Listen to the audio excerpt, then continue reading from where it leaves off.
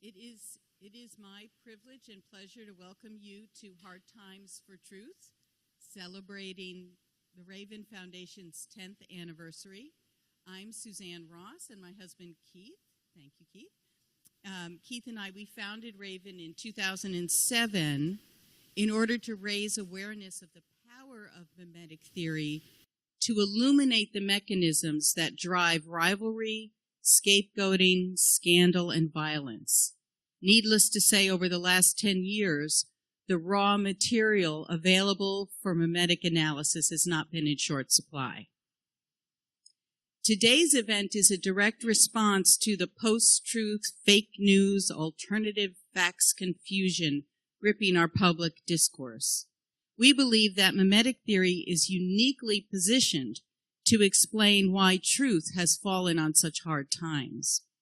As René Girard's analysis of human origins has shown, humanity's relationship with the truth has been fraught from the beginning. Though we have been living a post-truth existence for a very long time, I think we should take heart that so much attention is being paid to the problem today.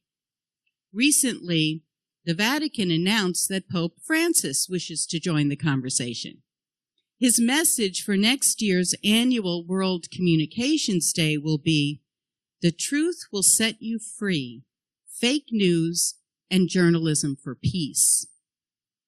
I look forward to the Pontiff's message, which I suspect will align with our efforts, for today's workshop is intended to be a jumping-off point for an ongoing dialogue with you about the relationship between truth and peace, deception and war, self-deception, and scapegoating violence. Our moderator for our panels today is Grace Stevens. Grace, raising her hand. She's a PhD candidate here at Loyola in the Department of English.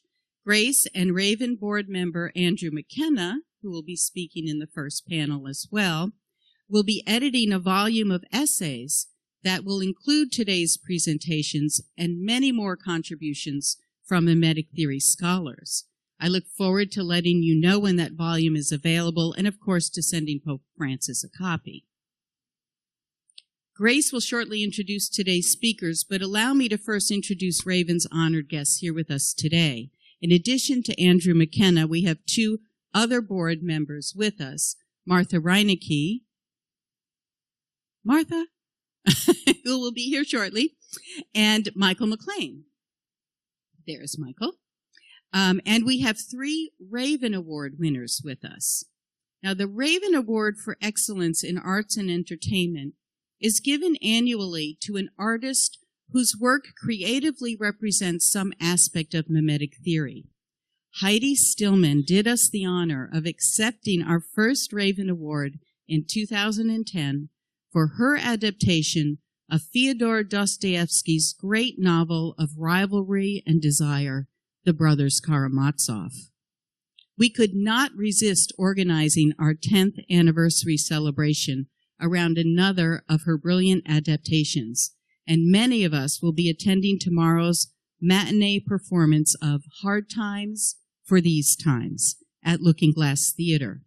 We will be hearing more about the Dickens novel and Heidi's adaptation during the first panel. The other two Raven Award winners with us today are Indira Johnson, who I'm sure is on her way as well. She won our award for her Chicago peace-building project using public art called 10,000 Ripples. And Tony Bartlett is here. Hi, Tony. He won the award for his science fiction novel, Pascal's Wager, Homelands of Heaven, which mingles Girardian anthropology with Christian hope. I hope you'll take the chance to talk with our board members and award winners during the break and to look at some sample copies of their books and information about their projects on the information table. And finally, please allow me to introduce Raven's staff members, Maura Junius, who you all met on the way in, and Adam Erickson is right here with us. They love to talk about mimetic theory, and their work for our online magazine, The Raven Review, so please engage with them as well. And I'd also like to extend a special welcome to our online audience. We're looking forward to your questions and comments and hope to engage you with our live audience in the question and response time following each panel. Adam will be fielding questions for us. And before I hand things over to the first panel, I did just want to take a minute to share something with you that I think came to me but is really for you. I had a dream 2 nights ago, and in the dream, I received an unexpected gift, a delivery of a baby elephant. And the delivery man was a bit peeved with me because he couldn't find me for like 2 days, and he didn't know how the elephant was surviving packed up in this box, and it was wrapped tightly in cellophane and everything.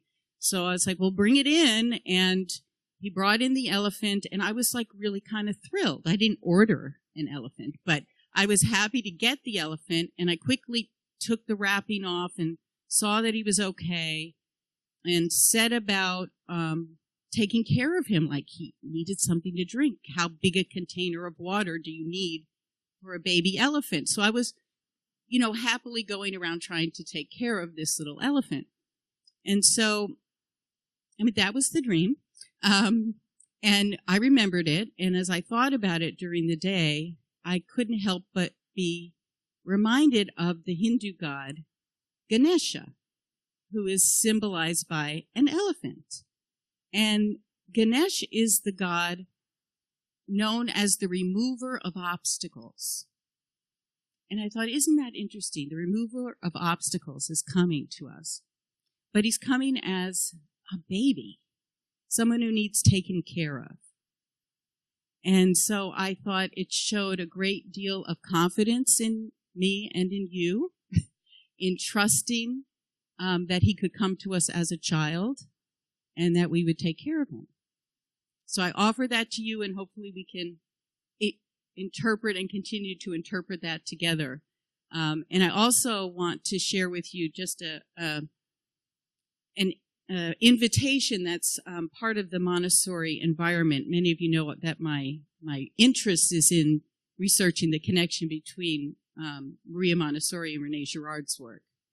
And I'm a Montessori directress, and Maria Montessori developed this incredible curriculum for religious education for young children. It's called the Catechesis of the Good Shepherd. And this is the invitation that begins every class. So I thought I would begin it with you because I need to hear it. So I will invite you to hear it with me. Welcome to this special place to be together. Do you know why it's special? It's because God is here. And in this place, we have everything we need. We even have all the time we need. So we don't need to hurry. We don't need to rush. We can walk slowly and talk quietly, especially because someone might be talking with God and we don't want to interrupt them. So with that invitation in mind, and being mindful of the baby elephant in the room, I invite the first panelist to come forward. Thanks.